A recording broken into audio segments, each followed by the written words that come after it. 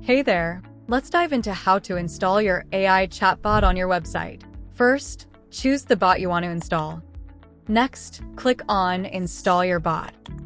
Now, select Website Chatbot. You'll then choose your website platform. If you can't find it, simply click on Not Sure. Click Get Chatbot Script Code, and then Copy Code. Head over to your website and insert the code into your website's footer or header just before the closing/body tag. Alternatively, you can install the Code Snippets free plugin.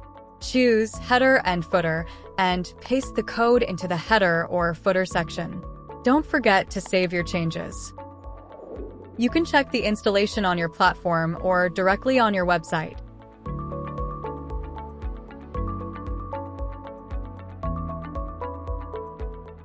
Finally, give your AI chatbot a test to make sure everything is working perfectly. Enjoy enhancing your website with your new AI chatbot.